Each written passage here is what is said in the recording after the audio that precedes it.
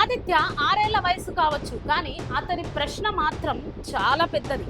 రేపటి భవిష్యత్తు ఎలా ఉంటుంది? ఈ ప్రశ్న కేవలం ఆదిత్యది కాదు, బిహార్లోని ఎంతో మంది విద్యార్థులది. हम इसीलिए पुलिस को पकड़े थे कि हमको जवाब चाहिए कि आदेश किसने दिया था।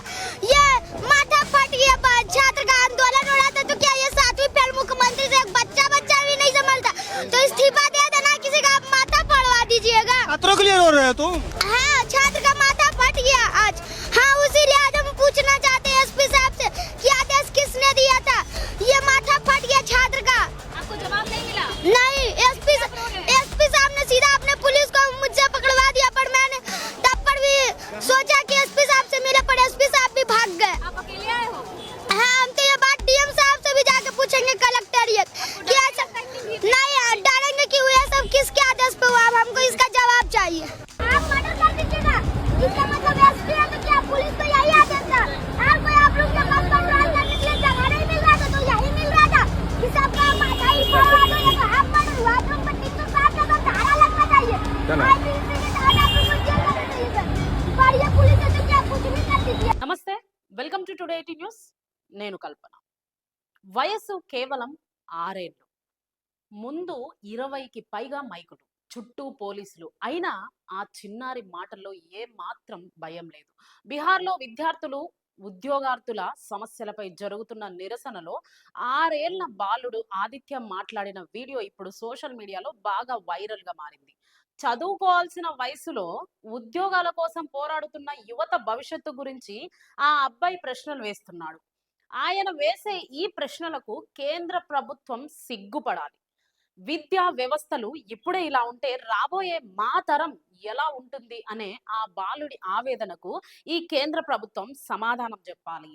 మారాల్సింది వ్యక్తులు కాదు, రాజీనామా చేయాల్సింది విద్యాశాఖ మంత్రులు కాదు, మారాల్సింది విద్యాశాఖ వ్యవస్థ. వ్యక్తి కాదు మారాల్సింది వ్యవస్థ. వ్యవస్థ మారితేనే ఇలాంటి పిల్లల భవిష్యత్తులు మారతాయి. అంతేగాని ఇలా ఎంత మంది రాజీనామా చేసినా ఒకరు పోతే ఇంకొకరు. అందుకే మారాల్సింది వ్యక్తి కాదు, వ్యవస్థను. మనం పోరాడాల్సింది వ్యక్తి రాజీనామాల కోసం కాదు, వ్యవస్థ మారాలి అని. సో ఈ రోజు మనం 6 ఏళ్ల బాలుడి గురించి మాట్లాడుకుంటున్నామంటే మన వ్యవస్థలు, ప్రభుత్వాలు ఎంత దిగజారిపోతున్నాయి అనేది మనం ఆలోచించాల్సిన విషయం. అసలు ఎవరు ఈ ఆదిత్య? నిరసనకు ఎందుకు వెళ్ళాడు? పోలీసులతో ఏం జరిగింది? ఆదిత్య వీడియో ఎందుకు ఇంత వైరల్ అయింది? పూర్తి కథ తెలుసుకునే ప్రయత్నం చేద్దాం. ఆదిత్య కుమార్ బిహార్ కు చెందిన 6 ఏళ్ల బాలుడు. తన తల్లితో కలిసి విద్యార్థుల నిరసన కార్యక్రమానికి వెళ్ళినట్లు మీడియా కథనాలు పేర్కొన్నాయి. సాధారణంగా 6 ఏళ్ల బాలుళ్ళు స్కూళ్ళు లేకపోతే ఆటలు, కార్టూన్లతో బిజీగా ఉంటారు. కానీ ఆదిత్య మాత్రం తన ముందు ఉన్న సమస్యల గురించి మాట్లాడడంతో అందరి దృష్టిని ఆకర్షించాడు. బీహార్లో అసలు నిరసన ఎందుకు జరిగింది? బీహార్లో ఉద్యోగ నియామక పరీక్షలు, పరీక్షా విధానం, నియామక ప్రక్రియలో పారదర్శకత వంటి అంశాలపై విద్యార్థులు, ఉద్యోగార్థులు ఆందోళన చేస్తున్నారు. పరీక్షల విషయంలో అవకతవకలు జరగకూడదని, ఉద్యోగాల నియామక ప్రక్రియ పారదర్శకంగా ఉండాలని నిరసనకారులు డిమాండ్ చేస్తున్నారు. ఈ నేపథ్యంలోనే పాట్నాలో జరిగిన నిరసనలో ఆదిత్య కూడా కనిపించాడు. 20కి పైగా మైకులు ముందున్న చిన్నారి. ఇక్కడే అసలు ఆసక్తికరమైన విషయం మొదలవుతుంది. ఆదిత్య చుట్టూ మీడియా ప్రతినిధులు, అతని ముందు వరుసగా మైకులు. 20కి పైగా మైకులు ఉన్న ఆ చిన్నారి మాత్రం ఎలాంటి బెరుకు లేకుండా మాట్లాడాడు. हम इसीलिए पुलिस को पकड़े थे कि हमको जवाब चाहिए कि आदेश किसने दिया था।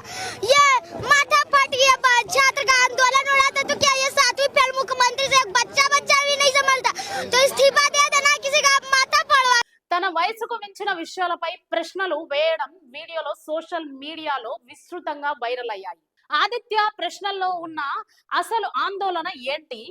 ఎందుకు అంత వైరల్ గా అయ్యాయి? ఆదిత్య మాట్లాడిన మాటల్లో ఒక ముఖ్యమైన ఆందోళన కనిపించింది. ఇప్పుడు నేను చదువుకుంటున్నాను, భవిష్యత్తులో నేను కూడా పరీక్షలు రాయాలి. ఇప్పుడే ఇలా ఉంటే అప్పుడు పరిస్థితి ఎలా ఉంటుంది అనే ప్రశ్న అతని మాటల్లో కనిపించింది. అంటే ఇది కేవలం ఒక చిన్నారి ప్రశ్న కాదు. తన భవిష్యత్తు గురించి ఆలోచిస్తున్న ఒక విద్యార్థి ప్రశ్నగా చాలా మంది దీనిని చూస్తున్నారు.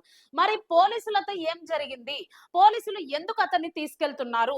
కొంతమంది అంటున్నారు అతన్ని పోలీసులు అరెస్ట్ చేశారని. మరి పోలీసులు మాత్రం అతన్ని మేము తీసుకెళ్లలేదు, తల్లిదండ్రి దగ్గరికి చేరవేశామని చెప్తున్నారు. ఎందుకు 6 ఏళ్ల బాలుడిని పోలీసులు తీసుకువెళ్లాల్సి వచ్చింది? కేంద్ర ప్రభుత్వం దగ్గర ఆ అబ్బాయి అడిగిన ప్రశ్నలకు సమాధానం లేకనా? లేక ఈ అబ్బాయిలాగే ఇంకా ఎంతమంది ఇలాంటి ప్రశ్నలు వేస్తారో అనే భయంతోనా? కానీ ఆదిత్య మాత్రం అక్కడ ఎస్ఐ ఉన్నాడా, సిఐ ఉన్నాడా అదంతా పట్టించుకోకుండా మీరు నన్ను తీసుకెళ్లినా పర్వాలేదు, నాకు సంఖ్యలు వేసినా పర్వాలేదు, నాకు బుల్లెట్ దింపినా పర్వాలేదు, నా ప్రశ్నలకు సమాధానము చెప్పాల్సిందే అని ఎంతో ధైర్యంగా తను తన భవిష్యత్తు కోసం పోరాటం చేయడం జరిగింది. కేంద్ర ప్రభుత్వం ఇప్పటికైనా కళ్ళు తెరుస్తుందా, లేదంటే ఇలాగే కొనసాగిస్తుందా? ఒకవైపు వేలాది మంది విద్యార్థులు తమ డిమాండ్ల కోసం పోరాడుతున్నారు. మరోవైపు అదే నిరసనలో 6 ఏళ్ల బాలుడు మీడియా ముందు ధైర్యంగా మాట్లాడడం అందరిని ఆకర్షించింది. అందుకే సోషల్ మీడియాలో ఒకే ప్రశ్న: 6 ఏళ్ల ఆదిత్యకు ఇంత చిన్న వయసులోనే ఈ సమస్యలపై అవగాహన ఎలా వచ్చింది? అతని మాటల్లో కనిపించిన ధైర్యాన్ని పలువురు ప్రశంసిస్తున్నారు. కానీ ఇక్కడ ఒక విషయం గుర్తుంచుకోవాలి. అయితే ఆదిత్య ఒక చిన్నారి. అతని వైరల్ వీడియోలను కేవలం సంచలనంగా చూడడం కంటే అతను మాట్లాడుతున్న విద్య, ఉద్యోగాలు, పరీక్షల వ్యవస్థ వంటి అసలు సమస్యలపై కూడా చర్చ జరగాలి. పిల్లలు తమ భవిష్యత్తుపై ప్రశ్నలు అడిగే పరిస్థితి ఎందుకు వచ్చింది? విద్యార్థులు ఎందుకు రోడ్డుపైకి వచ్చి నిరసనలు చేయాల్సి వస్తుంది? పరీక్షలు, నియామక ప్రక్రియలపై యువతకు నమ్మకం కలిగించడానికి ప్రభుత్వాలు ఏం చేయాలి? ఈ ప్రశ్నలన్నింటికి విషయమై చర్చ జరగాల్సి ఉంది. ఆదిత్య 6 ఏళ్ల వయసు కావచ్చు, కానీ అతని ప్రశ్న మాత్రం చాలా పెద్దది. రేపటి భవిష్యత్తు ఎలా ఉంటుంది? ఈ ప్రశ్న కేవలం ఆదిత్యది కాదు, బీహార్లోని ఎంతో మంది విద్యార్థులది. ఒక చిన్నారి మైకుల ముందు నిలబడి మాట్లాడిన వీడియో వైరల్ కావచ్చు, కానీ ఆ వీడియో వెనుక ఉన్న విద్యార్థుల సమస్యలకు పరిష్కారం రావడం ఇంకా ముఖ్యమైన విషయం. ఆదిత్య బేట, నీ ధైర్యానికి అభినందనలు. ప్రశ్నించడం నేర్చుకున్న వయసుకు చిన్నదైన ప్రశ్నకు ఉన్న విలువ మాత్రం పెద్దది. ఇలాంటి వాళ్ళు ఇంకా అనేక మంది మన సమాజం మీ భవిష్యత్తు కోసం ప్రశ్నిస్తూనే ఉండాలని కోరుకుంటున్నాం. సో చూసాం కదా, ఆదిత్య ధైర్యాన్ని మెచ్చుకోవాలా, లేక మన సెంట్రల్ గవర్నమెంట్ ని చూసి సిగ్గుపడాలో? మీ అభిప్రాయాన్ని మీరు కూడా కామెంట్ రూపంలో తెలియజేయండి.